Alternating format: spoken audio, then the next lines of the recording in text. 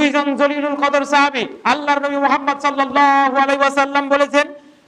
মা মিন মুসলিমিন, কোন মুসলমান যদি মিন নাসাবিন ওয়ালা ওয়াসাবিন ওয়ালা হাম্মিন ওয়ালা হুজনিন ওয়ালা হাজিন ওয়ালা গাম্মিন, এই সবগুলো কথার অর্থ হলো মানুষ হাঁটতে হাঁটতে যদি হাত্তা শাওকাতা ইউশাকুহা, হাঁটতে হাঁটতে পায়ে যদি একটা কাঁটা ফুটে, কোন চিন্তায় চিন্তিত হয়, কোন কষ্টে ব্যথিত হয়, এই যত পরিস্থিতি তার হবে, ছোট্ট ছোট্ট বিপদ আপদ বালা মুসিবত অথবা সামান্য গালির কষ্ট, অন্য কেউ তাকে আঙ্গুল তুলে একটা গালি দিয়েছে, এটা তার জন্য একটা মানসিক কষ্ট, এতটুকু কষ্ট যদি মুমিন জীবনে পায়, মুসলমান জীবনে পায়, ইল্লা কাফফারাল্লাহু বিহা খাতায়াহু, আল্লাহ প্রত্যেকটারই বদৌলতে তার জীবন থেকে তার গুনাহ সরিয়ে দেয়।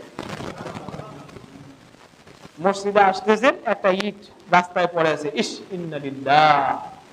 পায়ে আঘাত লেগেছে, ইন্নালিল্লাহ পড়েছেন না, আল্লাহ বলছেন বান্দা যা, এতক্ষণ পর্যন্ত যে গুনাহগুলো করছিস সব মাফ।